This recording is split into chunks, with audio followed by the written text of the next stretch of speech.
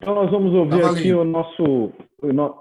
nós vamos ouvir aqui o nosso professor convidado hoje do Corecon de São Paulo, professor Nelson Marconi, professor da Fundação Getúlio Vargas, tem um vasto currículo, mas entre outras atividades ele auxiliou do ponto de vista da equipe econômica o candidato Ciro Gomes na última eleição, e é um grande conhecedor do tema que vai ser tratado agora. E, portanto, professor, nós queríamos aí aprender bastante com os seus ensinamentos hoje.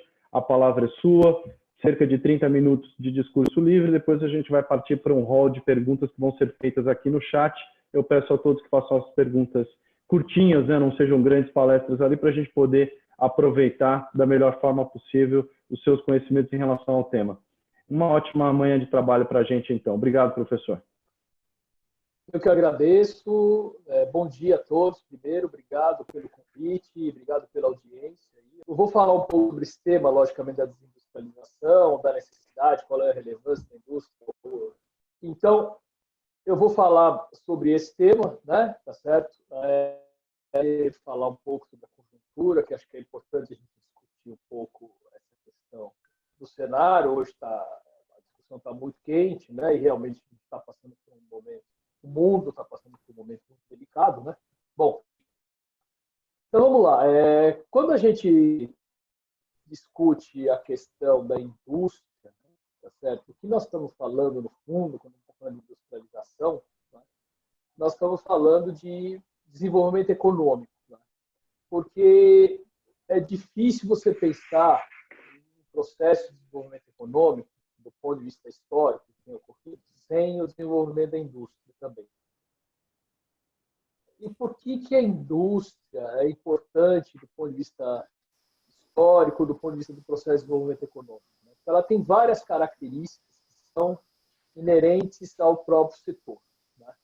Então, ela, primeiro, né, ela não tem a mesma restrição que a agricultura tem, que é o uso da terra, né? Tá certo? Você, na agricultura, você não tem como expandir indefinidamente o uso da terra, ainda que você possa aumentar a produtividade, né? A indústria é diferente, você depende de máquinas, fazer essa ampliação da capacidade produtiva, tem uma restrição menor, a tecnologia que você usa, né, ela vem normalmente da indústria, né, então isso ajuda a aumentar a produtividade. Tá? Segunda coisa é que, como eu falei, essa tecnologia, normalmente, que ela normalmente é desenvolvida dentro da indústria. Tá? E aí os outros setores é que acabam utilizando, de alguma forma, aplicando essa tecnologia. Mas você precisa da indústria para desenvolver sempre essa tecnologia adicional. A terceira coisa é que a indústria gera encadeamentos produtivos muito importantes dentro de uma economia. Né? Então, ela chama encadeamento produtivo, quer dizer, você consegue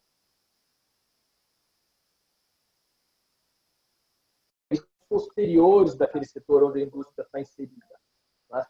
Então, ela tanto traz o que a gente chama de encadeamento para trás, ela vai demandar insumos, como ela vai estimular a produção em setores que estão na frente. Né? Tá? Tem alguém com o microfone ligado aí. Bom.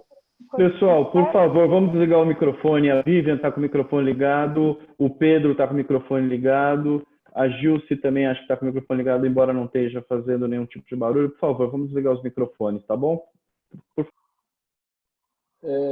Bom, então, obrigado. É porque senão confunde muito, porque eu não consigo concentrar. Também. Agradeço. Bom, então, a indústria ela acaba tendo um papel, como eu falei, importante também nos encadeamentos produtivos, na produtividade da economia, né? E mais que isso, que é muito importante, ainda mais nos dias atuais, ela gera empregos, né, de qualidade. Tá? Ela não vai gerar os empregos com os melhores salários da economia, mas ela também não vai gerar os empregos mais precários. Ela vai gerar uma grande massa, grande volume de empregos para a chamada classe média. E isso foi muito importante para o processo de desenvolvimento dos países, à medida que eles foram se urbanizando e foram se desenvolvendo, a indústria foi fundamental para absorver essa quantidade de mão de obra, né? Para poder gerar mais empregos e absorver toda essa mão de obra que estava mudando da zona mais rural, da zona urbana, né? E promover esse processo de urbanização e, por consequência, de desenvolvimento.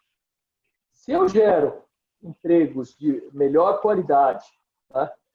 E esses empregos de melhor qualidade também geram mais demanda, né? Tá certo? Essa demanda maior, né? Essa demanda que os trabalhadores vão gerando pelo fato deles terem melhores salários, deles terem mais poder de renda, mais poder de compra, eles acabam também estimulando outros setores da economia, certo? E aí começa a estimular a própria indústria, os próprios serviços, e isso acaba gerando um processo de desenvolvimento econômico. Vários autores, isso foi desenvolvido, foi estudado ao longo do tempo, por que isso era relevante, como é que isso se deu, tal, e de certa forma esse é um processo histórico que a gente pode observar para a maior parte das economias, né? Para a ampla maioria das economias. São raríssimas as instituições que não passaram por esse processo, né?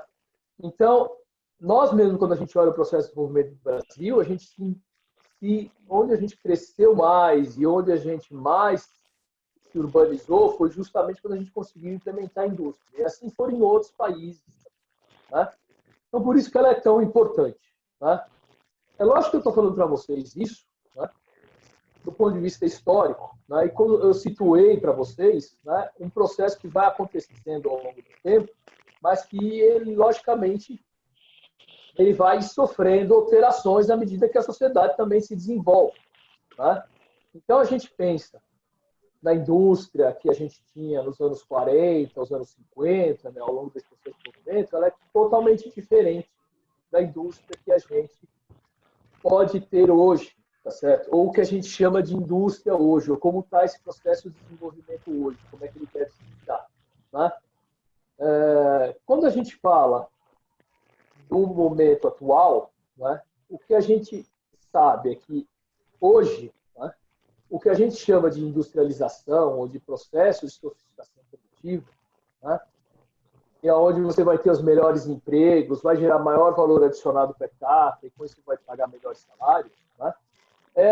É o setor industrial trabalhando junto com o setor de serviços, tá? Então, nós estamos já hoje em outro estágio do processo de desenvolvimento, não só no Brasil, como em outras economias, tá? Onde você tem uma indústria de maior conteúdo tecnológico, né? Ela usa muita tecnologia, né? Usa muita informática, né? Usa muitas comunicações, e esse setor, cada vez mais, ele é o setor que demanda serviços, né?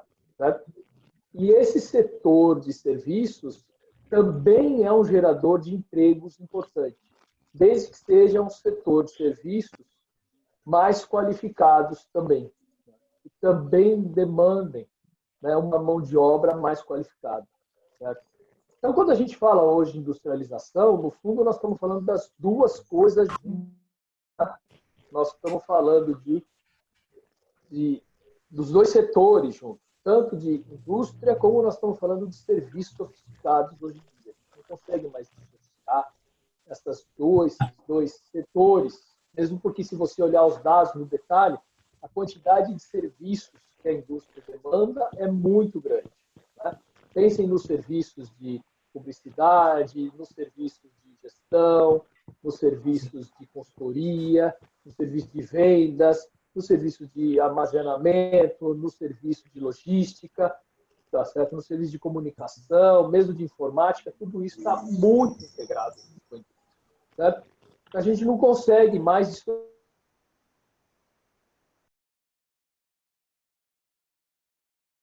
pensar dessa forma, né? Agora, quando a gente olha do ponto de... Vamos olhar um pouco para o Brasil, então, ver o que foi acontecendo. Né? Vou voltar, eu falei para vocês conceitualmente, por que é importante a indústria e tal, né? Que está esse processo de desenvolvimento hoje, mas agora eu vou falar um pouco do ponto de vista histórico, o que aconteceu com a indústria ao longo do tempo, né, no Brasil. Professor, eu só vou pedir aqui para alguns colegas desligarem o microfone. Adenur, eu tenho um Moto 5G aqui, só para a gente melhorar o entendimento aí do professor. Mas, professor, por favor. Tá ótimo, tá, obrigado. Ótimo, obrigado, ajuda bem. Bom, então, quando a gente fala da indústria no Brasil, né, e a gente volta um pouco lá para trás também, fazer esse resgate histórico, né, a gente lembra que lá nos anos 40, né, quando o Prebisch começou a desenvolver a teoria estruturalista, depois o Celso Furtado, né, ele já falava naquela época, já existia naquela época a discussão de que a gente não devia se restringir ou devia buscar desenvolver, vamos dizer assim, outras vantagens comparativas, que a gente devia caminhar no rumo da industrialização. Tá? Ele já dizia naquela época que se a gente ficar preso às nossas vantagens comparativas, tá? Que são a agricultura, principalmente a mineração, a gente não conseguiria alcançar o nível de desenvolvimento satisfatório. Por todos esses motivos que eu expliquei para vocês no começo da minha fala. Tá? Seria muito difícil a gente conseguir atingir um nível de desenvolvimento satisfatório, porque não teria emprego para todo mundo, não teria empregos com boas remunerações, no caso da agricultura, ou, no caso da mineração, é um setor altamente intensivo em capital, pouco intensivo em trabalho, quer dizer, a gente estaria exportando matéria-prima e importando produtos industrializados, e os países industrializados estariam se apropriando desse valor adicionado nosso, tá certo? E transformando em salários melhores para os seus trabalhadores lá dos países desenvolvidos. Ele falou, a única saída para isso seria se industrializar. Né? Por que eu estou voltando para essa discussão? Tá? É uma coisa antiga, né? Tem 80 anos praticamente. Porque, por incrível que pareça, certo? Nós estamos de volta para essa discussão atualmente. Tá? Tá certo? Por mais que pareça uma coisa antiga, nós estamos de novo vivendo esse momento histórico. Tá? A gente novamente tem o que a gente chama de uma reprimarização da nossa produção. Tá? Quer dizer, a gente está de novo voltando a produzir bens, a ter uma pauta maior de exportação de bens primários, tá? Uma pauta maior de produção de bens primários, tanto agrícolas como minerais, e uma redução cada vez maior da participação de bens manufaturados na nossa pauta de exportação, por consequência também na nossa produção. Tá? Isso é muito ruim para o país. E tem vários economistas que defendem isso e dizem que isso uma alocação, é a melhor alocação possível que o mercado pode fazer. Nós estamos respeitando as nossas vantagens comparativas. Quer dizer, nós estamos resgatando, nós não, né? Tá certo? Está sendo resgatado um argumento que tinha sido superado há 80 anos no Brasil. Né? Infelizmente, a gente está caminhando nessa direção, o que é uma pena. Né? Por que isso aconteceu? Né? A gente desenvolveu fortemente a nossa indústria até os anos 70, final dos anos 70, no começo dos anos 80, ela ainda continuou assim, né, cambaleando um pouco, mas até meados dos anos 80, mesmo com todos os nossos problemas de inflação, ela continuou sendo uma indústria importante. A partir dos anos 90, ela começa a perder relevância. Né? E ela começa a perder relevância e agora ela está...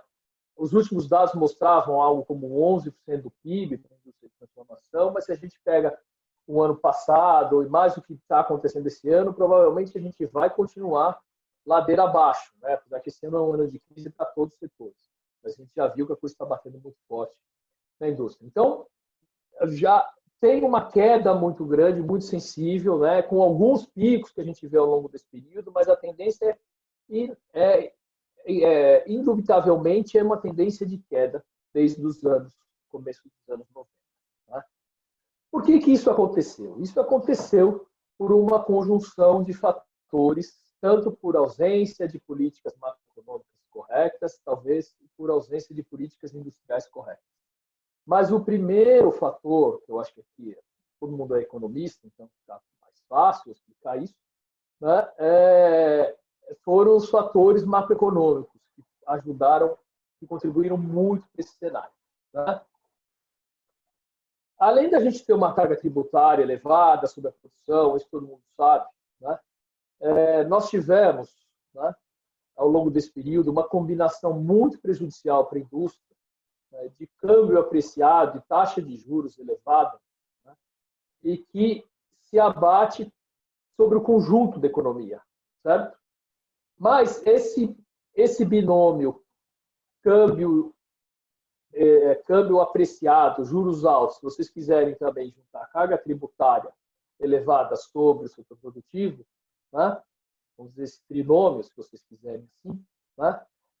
Ele tem um impacto maior na indústria. Por quê?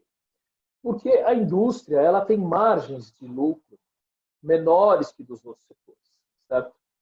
Os setores primários, eles têm uma margem de lucro alta por causa das vantagens comparativas deles. O setor de serviços, ele tem uma margem de lucro mais alta, porque apesar de alguns setores de serviços terem produtividade baixa, eles têm pouca competitividade, não tem competitividade posterior, mas são bens não comercializáveis, certo?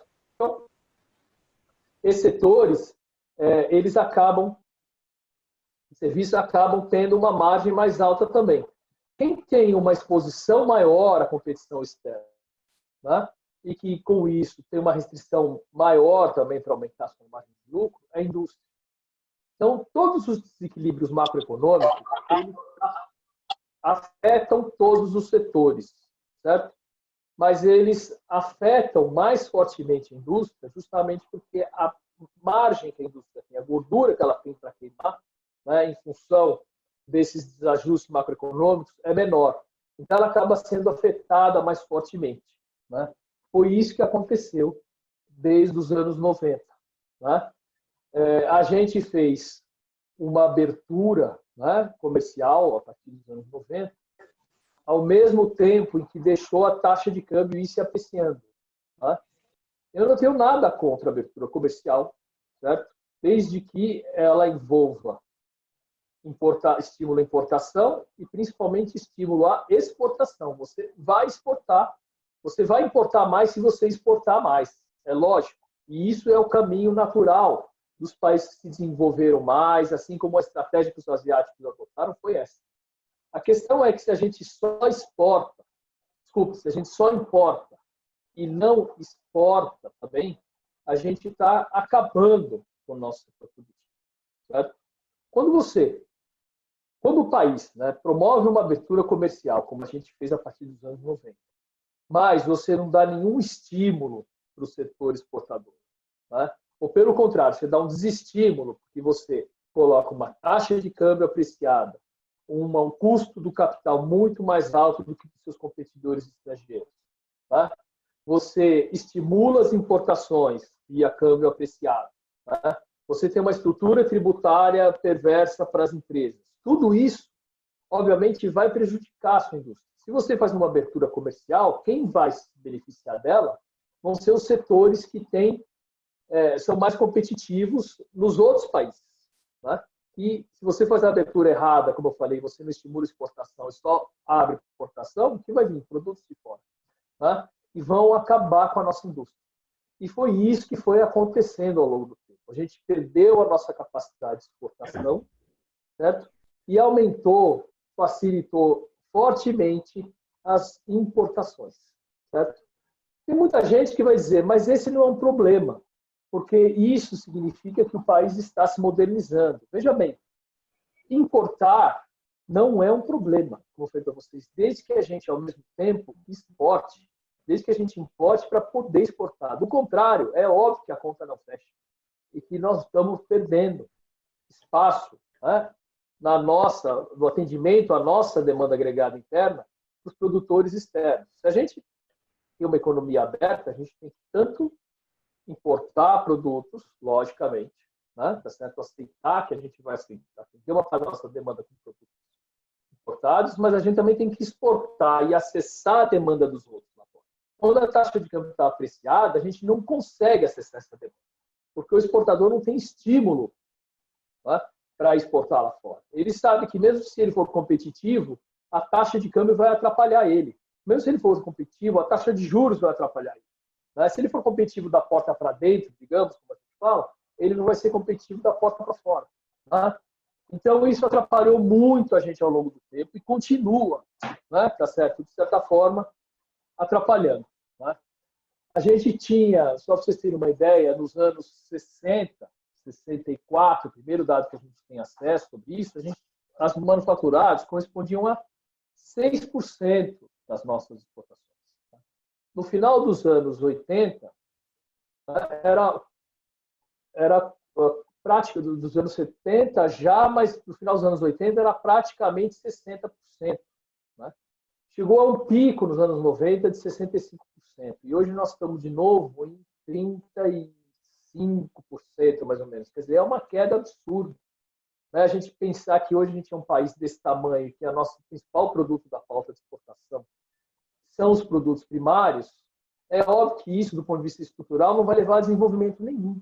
Nós vamos ficar um fornecedor de matéria-prima para outros países, para a China, tal, etc.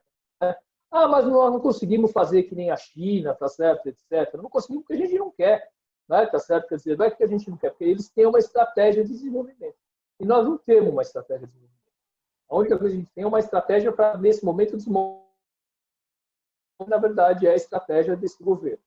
Que foi pego agora de contrapé, certo? No contrapé, porque veio uma crise fortíssima e que mostrou que o Estado é fundamental para o processo de desenvolvimento econômico. Tá? Eu acho que não é ele sozinho, ninguém está falando isso, mas que é importante você ter políticas públicas. E a ideia do que seja, né? Fazer uma política procíclica, fazer uma política industrial, que eu não falei disso ainda, vou falar um pouquinho agora, né? Tá certo? Fazer uma política em que o Estado tem uma participação importante do ponto de vista das políticas sociais, mas eles estão lá para desmontar o Estado, não o contrário. E se você desmonta o Estado, você não consegue fazer essa articulação, você precisa ter um projeto de desenvolvimento para ajudar esses setores. Tá? Se a gente não tiver esse processo, vamos dizer, não tiver uma articulação do Estado ajudando nesse processo, quais são os setores que vão sobressair numa economia? Só aqueles que têm maior margem de lucro. Certo? Quais são os setores que têm maior margem de lucro no caso do Brasil? A agricultura e a mineração. Proativa, no sentido de estimular os setores que estão sendo estimulados, o que vai acontecer? Nós vamos nos reprimarizar cada vez mais e passar uma economia primária. Não vamos ter empregos de qualidade, certo? Ou vamos ter pouquíssimos empregos de qualidade, né, na mineração e na agricultura, e vamos ter uma gama muito grande de empregos de baixa qualidade nos serviços, que são serviços também de baixa produtividade, não nos serviços mais sofisticados. A gente vai fazer o contrário do que ele fez. Basta a gente tirar o Estado e tirar as políticas públicas da brincadeira.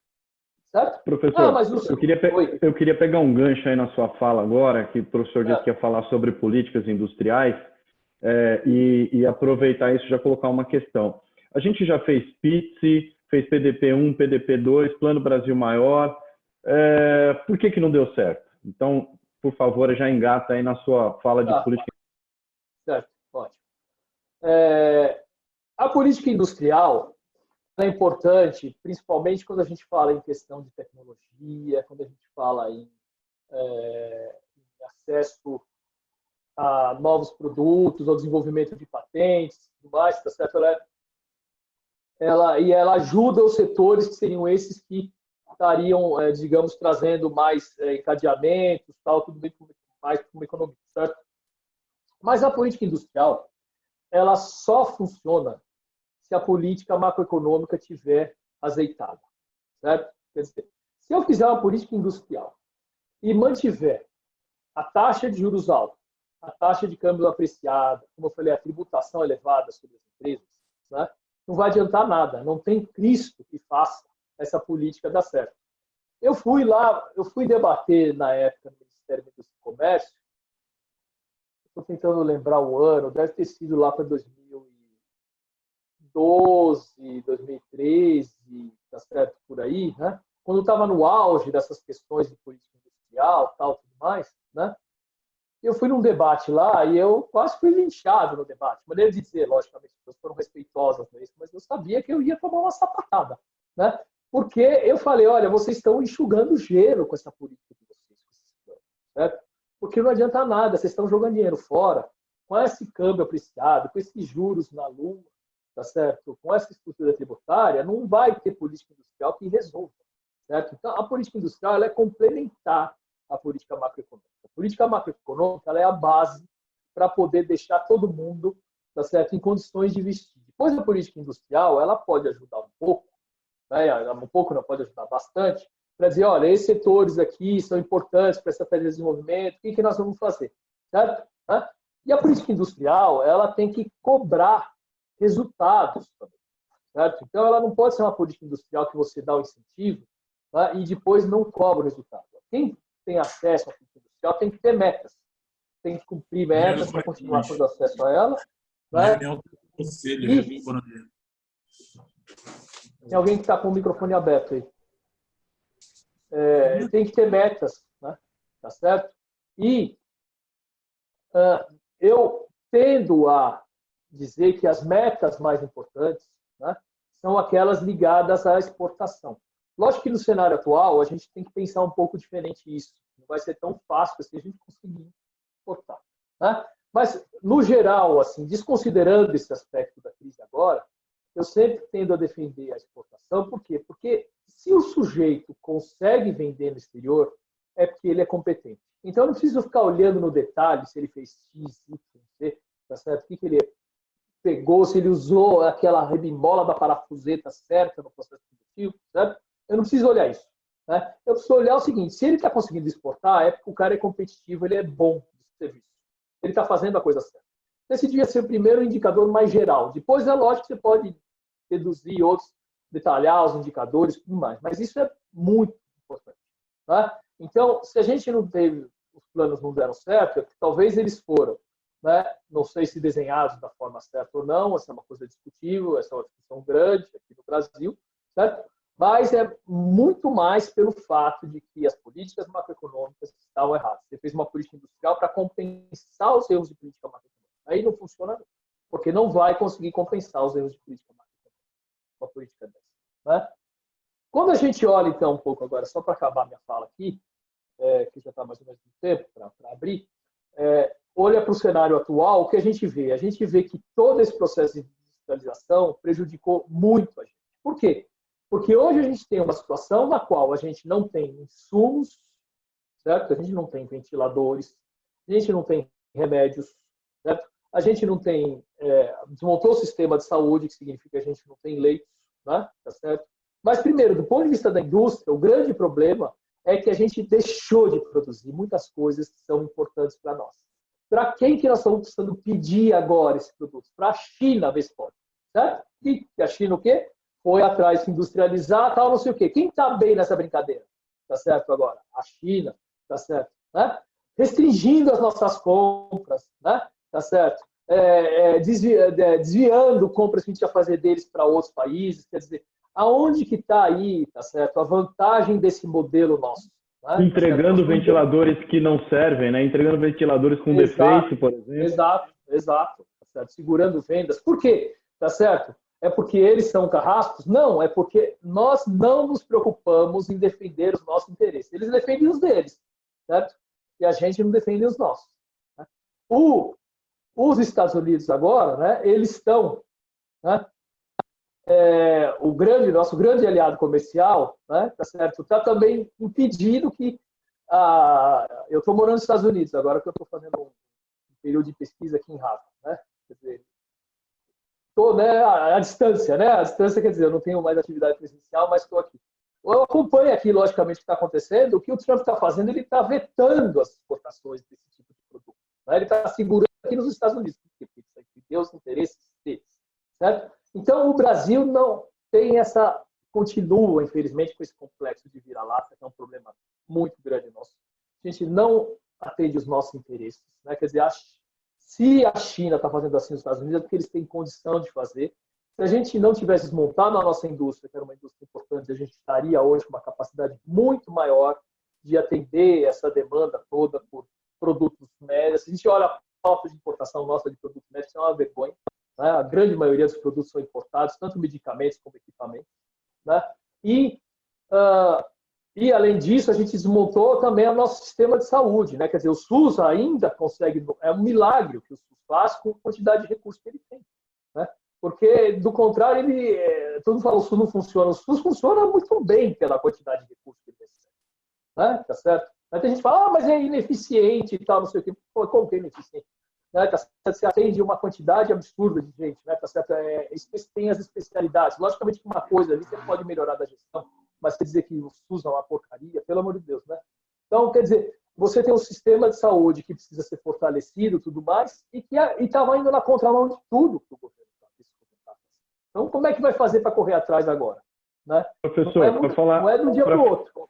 Para falar desse tema aqui agora, daqui a pouquinho a gente abrir para as perguntas, estão falando muito na recuperação da economia mundial e brasileira. A gente já está pensando, porque o fundo do poço, a gente não sabe se já chegou, mas a crise é sem precedente em termos de crescimento, PIB, orçamento público, etc.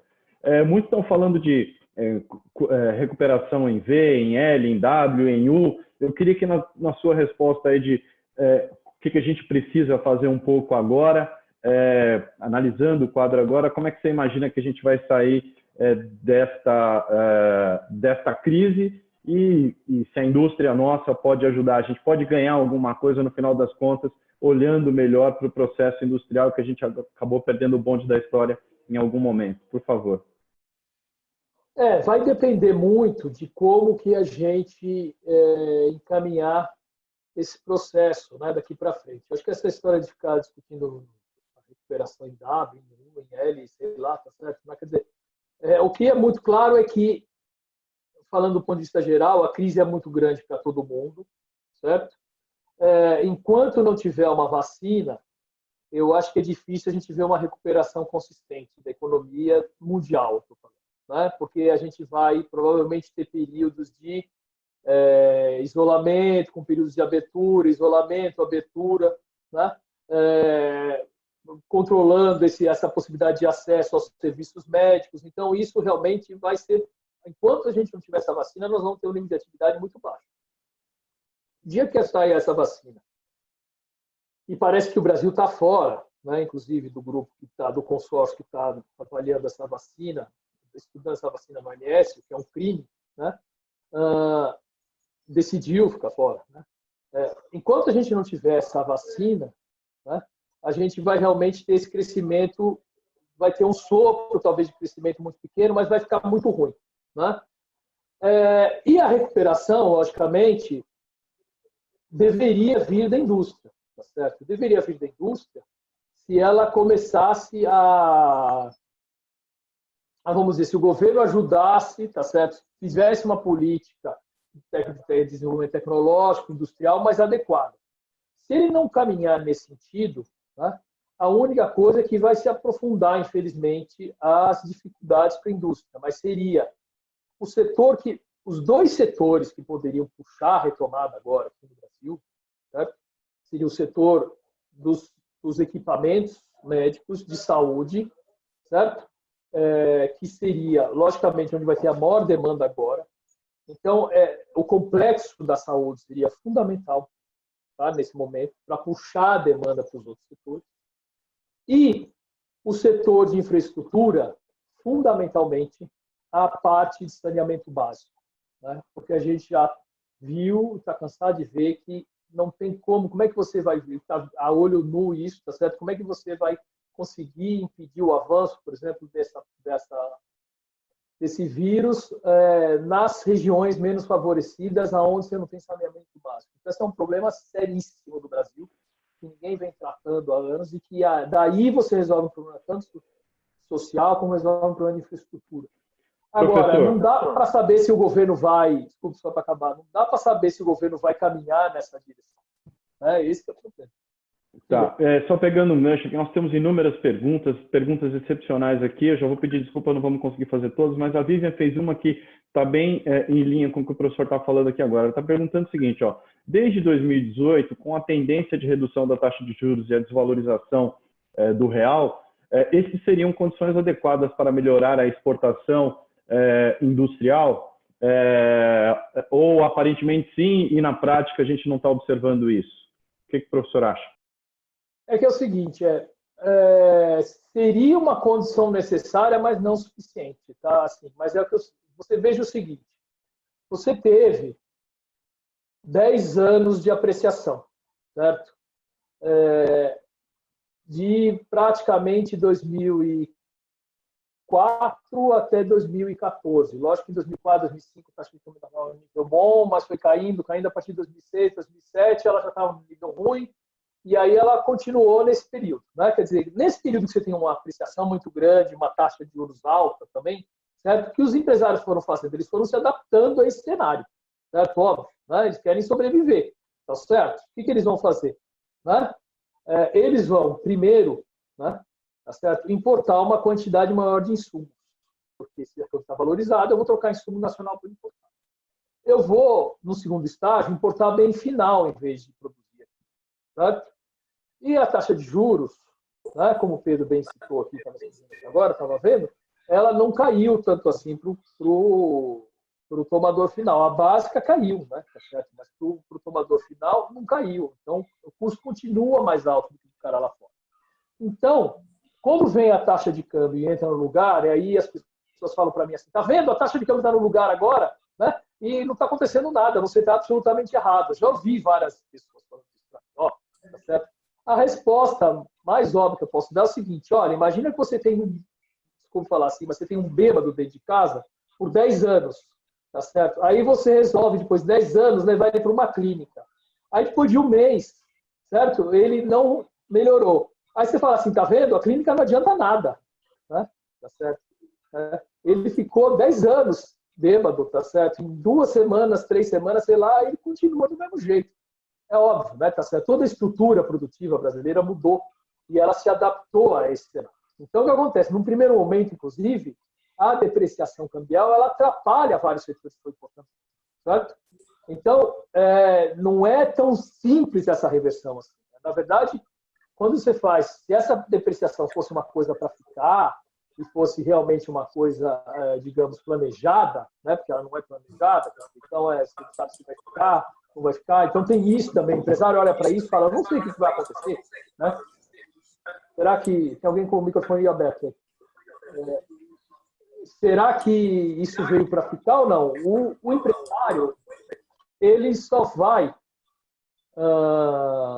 topar, ele só vai acreditar que esta medida veio para ficar, né? Um câmbio mais competitivo, não diria nem depreciado, mais competitivo, se realmente o governo anunciar e falar, eu agora vou defender o câmbio dessa forma, tá certo? Tá? E do contrário, ele sabe que a tendência é depois apreciar de novo. Então ele também não vai investir em exportação num cenário desse, tá? Então esse que é o problema. Não é uma condição necessária, mas não é suficiente, porque você já desmontou toda a indústria. Talvez nesse processo você precise até rebaixar algumas alíquotas de importação. Você, além de ter desmontado a indústria, você não está dizendo para frente qual é a tua política. Então todo mundo tem receio de que isso vire uma apreciação de novo lá no futuro. Então acaba não tendo impacto. Aí o que eu escuto falar é assim, tá vendo? Essa política que você defende aí não adianta nada. Câmbio é uma condição necessária, mas não suficiente. Tá? Para avançar aqui um pouquinho nas perguntas, olha, agradeço muito. O João Nishiura, perdão se eu falar seu nome errado, João, tá fazendo grandes colaborações aqui.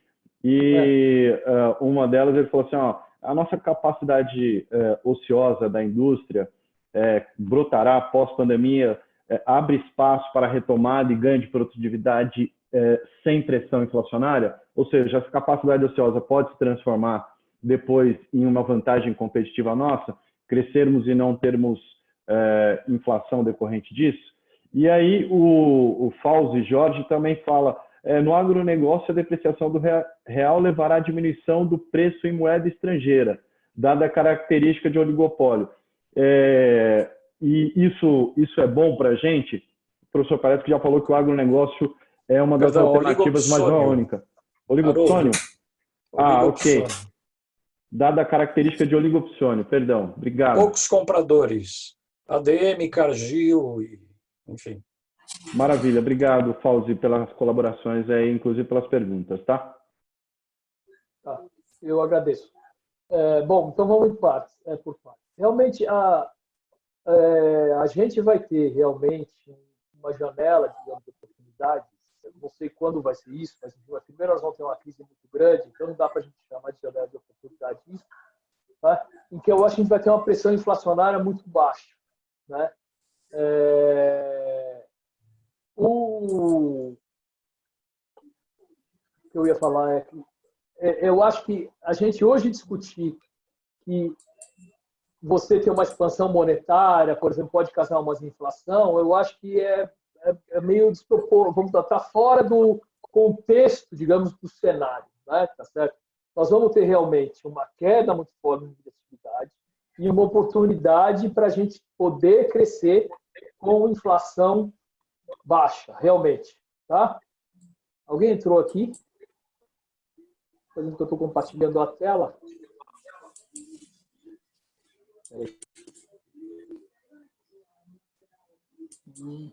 Professor, estamos te ouvindo. Pode continuar aí. Alguém que compartilhou a tela equivocadamente aí. Tá bom. Tá feito. Tá bom.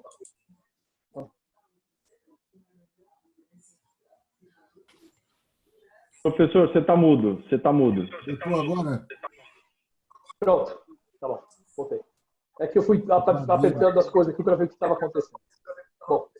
Então, invadiram aqui, mas já dele. Tá. Foi o que eu achei. Bom, voltando aqui. Eu acho que a gente vai ter a possibilidade, sim, de crescer sem uma pressão inflacionária significativa, né? Eu acho que acho que eu estava falando para vocês, a discussão hoje é se você pode expandir ou não a quantidade de moeda, porque vai ter pressão inflacionária. A pressão inflacionária hoje é zero. A gente está vendo que está tendo deflação, como é que os setores estão caindo, tudo mais. Tá? Bom, eu acho que mesmo no setor, a outra pergunta do Fausto, que era no setor agrícola, quer dizer, você hoje está falando que você tem oligopsônio, tem poucos compradores, tal, etc. No fundo, no setor agrícola, a taxa de câmbio ela tem uma influência muito pequena, eu acho, no comportamento desse mercado. Tá? Quer dizer, porque são commodities, o preço é definido no mercado internacional e as oscilações de câmbio não acabam afetando muito pouco esse preço. Né? Eu acho que no setor industrial isso afeta mais, como eu estava falando no setor primário, né? Tanto faz mineração como na agricultura, você tem o preço é determinado internacionalmente, como é uma commodity, então aí é um pouco diferente. Dado que caiu muito a atividade mundial, eu acho que vai ter difícil as empresas conseguirem manter o preço lá em cima e tentar praticar, vamos dizer, essa estratégia de cartel, né? Seja do lado do oligopsônio ou se fosse o contrário, né?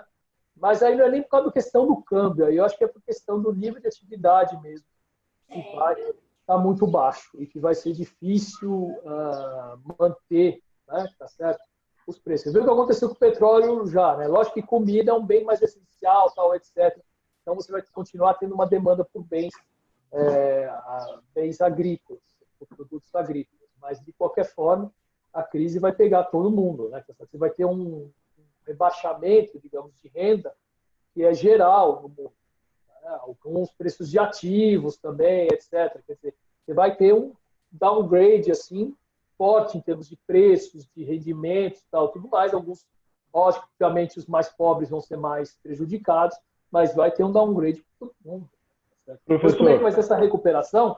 Depende muito de como os estados ajudarem nesse processo.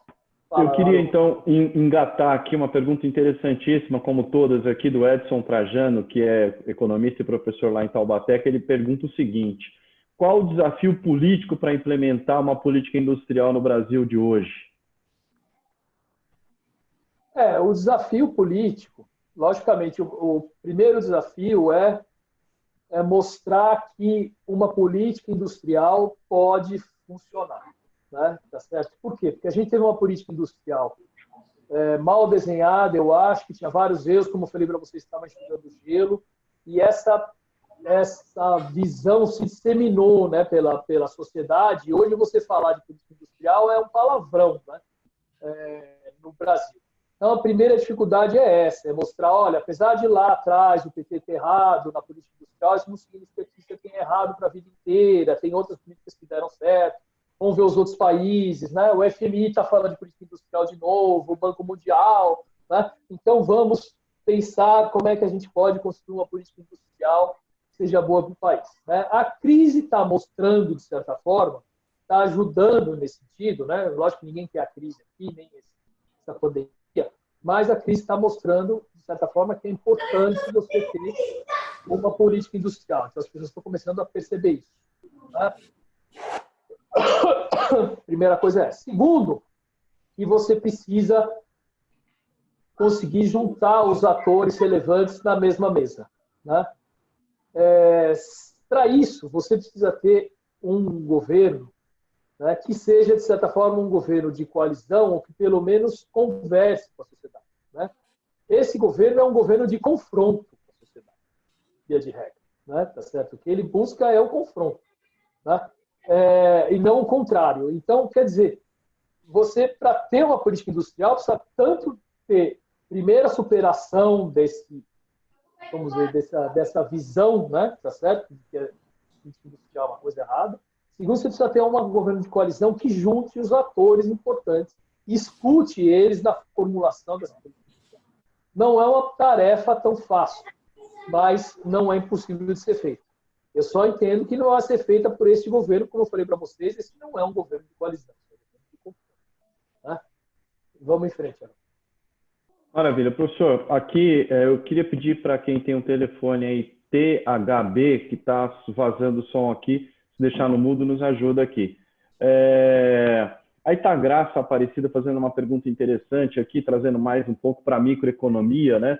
Mas com a discórdia das diversas esferas do governo, ela quer saber quais as perspectivas aí para um empreendedor no Brasil, né? Essa questão do empreendedorismo foi muito colocada aí como, nós temos uma população aí, nós tínhamos 12 milhões de desempregados, e certamente aí vai ultrapassar muito esse número agora, e muita gente vai ser levada para o empreendedorismo com alguma dificuldade. Mas tem alguns outros que têm o empreendedorismo mais por ambição e por talento. Como é que fica essa questão? O que você acha que vamos ter oportunidade para o empreendedor aí brasileiro no pós-crise? Olha, a gente precisa não confundir, tá certo? Empreendedorismo com precarização, né? São duas coisas diferentes. Então, não só no Brasil, mas em outros países também ocorreu, muita gente foi empurrada da indústria, né, para atividades mais precárias. Então, a pessoa está se virando, tá certo, fazendo comida em casa, vendendo produtos na internet, né, tá certo, entregando, trabalhando em aplicativo de transporte, tá certo. Isso, coitado, não dá para a gente chamar a pessoa está se virando, logicamente, né, tá certo. Mas não dá para você dizer que isso é uma estratégia de empreendedorismo. Isso é uma estratégia de sobrevivência, que a pessoa, logicamente, está empreendendo. Mas ela está empreendendo uma coisa muito precária, né? E isso a gente sabe que a crise, de novo, mostra, né, que os primeiros que são mais afetados são esses, que são os mais precários, tá? Tá certo? São os que vão perder renda mais rápido, tal, tudo mais. Então, quando a gente fala de empreendedorismo, a gente precisaria ter uma estratégia também para estimular os empreendedores, né? Os pequenos produtores, tal, tudo mais, né? Se você não tem uma linha de crédito adequada para essas pessoas, se você não tem uma orientação adequada, né? Se você não tem economia crescendo, né? Não tem como brotar esse empreendedorismo. E, via de regra, esse empreendedorismo vai ser no setor de serviços. Certo? No setor de serviços, alguma coisa de indústria também, pequenas indústrias, tal, pode acontecer, mas é muito mais forte no setor de serviços. O setor de serviços depende muito da renda das pessoas. Então, quer dizer, para uma estratégia de empreendedorismo dar certo, você precisa ter economia crescendo, você precisa ter uma política, de novo, ativa do governo de crédito e tal, certo? Precisa ter qualificação, né? Tá certo? Quer dizer, cada vez mais você percebe que daqui para frente, tá? Depois da crise, essas estratégias de trabalho em casa, de trabalho à distância, etc., né? Isso vai começar, essa estratégia, quer dizer, vamos dizer, a adoção, né, dessa estratégia de trabalho vai ser cada vez mais disseminada. Então, as pessoas vão ter que trabalhar cada vez mais com seus computadores, com tecnologias, mais, porque isso parece que veio para ficar. Não que vai ser só isso, mas vai aumentar realmente esse tipo de trabalho. Então, o que acontece? As pessoas precisam ser capacitadas para isso, tá? Elas precisam ter alguém, elas precisam conhecer o mínimo de informática, tá certo? De mexer com os meios digitais, tá certo? Como é que você mexe com os meios digitais para poder se virar no futuro, né? Porque, do contrário, elas vão ficar cada vez mais à margem do mercado de trabalho. Então, assim, essa estratégia de qualificação massiva, tá certo? Digital, é uma coisa que o governo vai ter que fazer. E mesmo que você, vamos imaginar, você more numa casa, tá certo? Sua família é relativamente, digamos, uma família simples, do ponto de vista da renda, tal, tudo mais, né? E também da qualificação. Mas se você tiver uma pessoa dentro da casa que já tem uma qualificação melhor do ponto de vista de tecnologia, essa pessoa já consegue ajudar, tá certo, a renda da família. Tá certo? Agora, se não tem ninguém lá que tenha uma mínima qualificação e não tenha essa capacidade de empreendedorismo para trabalhar dentro de casa, certo? Vai todo mundo para a rua. Não tem jeito. Vai todo mundo para a rua e vai ser todo mundo contaminado, né? E a gente sabe que esse vírus não vai demorar, quer dizer, não vai demorar não vai, assim, não vai ser eliminado tão rapidamente, quer dizer, depende de uma vacina. Então, quer dizer, essa estratégia de qualificação das pessoas, do ponto de vista digital, etc., é uma estratégia fundamental, devia ser rapidamente aplicada, né? E eu acho que ela é importante para o empreendedor. O empreendedor não vai poder mais, tá certo, conseguir fazer qualquer negócio que esteja desvinculado de alguma forma do contato digital, virtual com as pessoas. Como é que você vai fazer, por exemplo, um trabalho de entrega hoje, tá certo, se você não tiver acesso a um software, alguma coisa parecida? Tem mais. Professor, nós estamos passa muito rápido o tempo quando o assunto é interessante para todo mundo. A gente teve aqui mais de 60 participantes aqui em algum momento, mas o Carlinhos, né, o Carlos Júnior mencionou aqui para a gente que quando o professor falava da indústria do serviço, que a indústria tem que procurar mais alianças aqui com os serviços. Eu acho que a gente concorda com isso, mas o Fauzi trouxe também uma outra questão, que é esse desmonte do Estado. Ele não é praticado unicamente pelo governo de plantão. Vários deputados e senadores foram eleitos com essa bandeira empunhada. Isso dificulta um pouco aí essa retomada a partir dos incentivos do Estado. O que o professor acha sobre isso? E logo depois, então, a gente vai fazer as suas considerações finais para a gente não ultrapassar muito tempo. Então, como é que essa questão do Estado tendo sido não só o governo de plantão, mas os senadores e deputados com essa bandeira, né? Vamos diminuir o Estado. Esse era o mote que elegeu muita gente. Então, justamente, você teve uma reorientação muito forte, né, do ponto de vista ideológico no país, em função da crise, dos erros de política econômica, como a gente falou, né, que foram ocorrendo ao longo do governo do PT. Depois, eu acho que teve outro tipo de erro com o Temer, né, tá certo? Quer dizer, e de certa forma, tudo isso acabou sendo vinculado ao papel do Estado, né? Essa ideologia ficou muito forte, realmente. E aí, o Fausto tem razão quando ele faz essa questão, quer dizer, há uma dificuldade maior. Agora, eu acho que com a crise, né, eu insisto aqui, está ficando muito claro que você precisa ter um Estado mais ativo na economia, né? E nos serviços sociais também. Então, eu acho que tem como eu falei para vocês, uma possibilidade aí, dada essa crise, da gente conseguir retomar esse papel, tá certo? Aos poucos, né, do Estado. Logicamente que eu não estou falando de Estado gigante, nada disso, mas é importante ele fazer política social, é importante ele fazer política industrial, né, política de tecnologia, tudo isso. Então, aos poucos, a gente tem condição de mostrar isso. E eu acho que a área que dá para a gente começar isso é pela área da saúde, exatamente. Tá?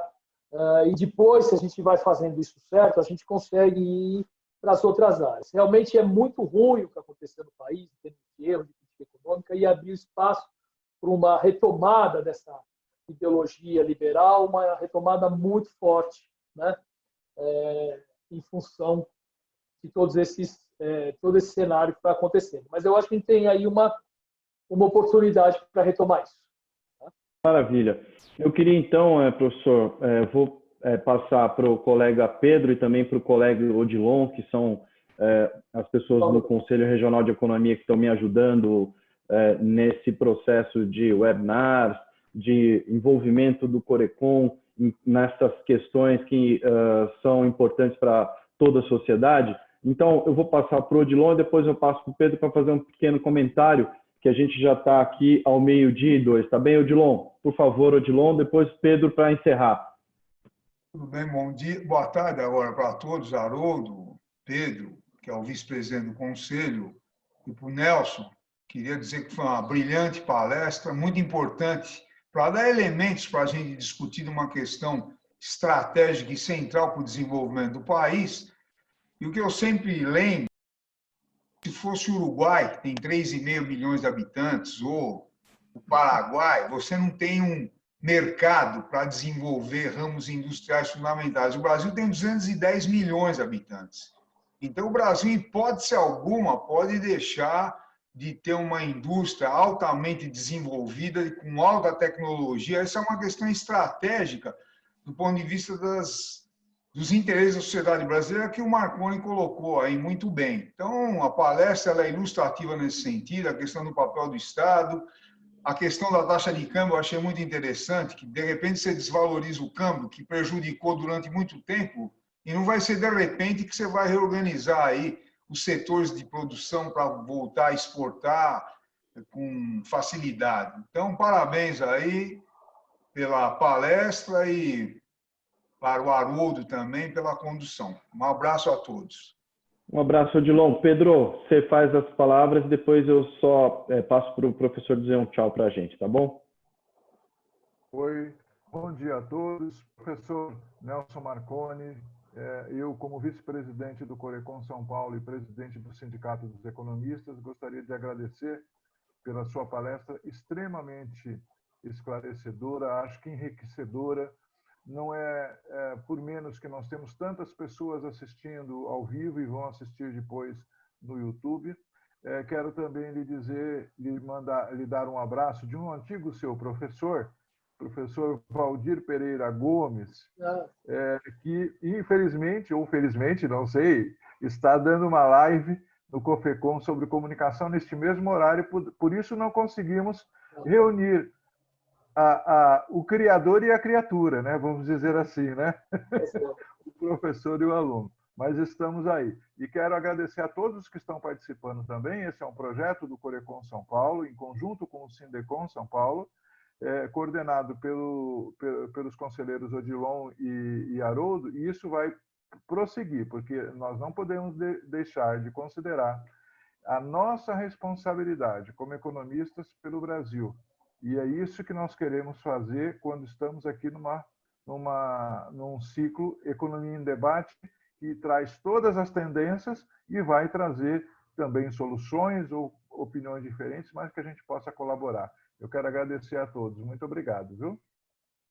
Então, professor, só para a gente finalizar, aqui o pessoal da área de equipamentos médicos e hospitalares, os nossos colegas lá da BIMO, que tratam dessa indústria, vão ficar felizes em entender que uma das sugestões é a gente sair por aí, né, a partir dessa indústria que está sendo mais demandada. Eu queria que o professor desse as suas últimas palavras, então, aqui neste evento nosso.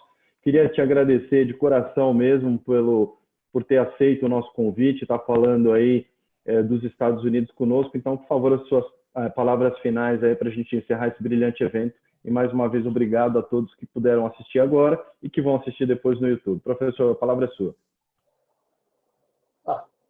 Muito obrigado a todos. Eu fiquei muito contente com os elogios de vocês, do Odilon.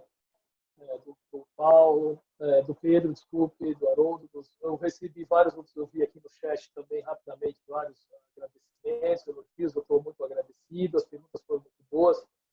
O debate é excelente, fico muito contente de poder conversar com os nossos colegas economistas e poder passar um pouco nessas ideias. E, assim, estou aberto para o debate, quando a gente quiser, podemos falar mais sobre isso e agradecer muito a presença de todo mundo. Pedir para todo mundo ficar em casa, né? Tá certo que não tem outro jeito, quer dizer, a gente tem que estar isolado mesmo. E, enfim, né? E torcer para que a gente possa sair dessa melhor. E eu acho que a gente tem um papel muito importante nesse processo dos economistas, porque a gente vai passar pela maior crise da história, não tenho a mínima dúvida disso, infelizmente. Então, a gente tem um papel muito importante para defender, para colocar os pontos de vista daquilo que a gente possa ser uma saída razoável. Acho que nós vamos ser muito demandados nesse processo, tá? E acho que é importante a participação de todo mundo. Então, queria agradecer o convite, a participação de todo mundo. Foi um grande prazer aqui conversar com vocês, tá? Muito obrigado e um bom dia aí para todo mundo. Bom dia, pessoal. Hélio, obrigado aí por você ter ajudado aí nas questões de organização também. A todo mundo, obrigado. Uma ótima tarde aí. E como o professor disse, fiquem em casa, vamos nos cuidar para nós nos vermos nas próximas, tá bom? Um grande abraço a todos aí.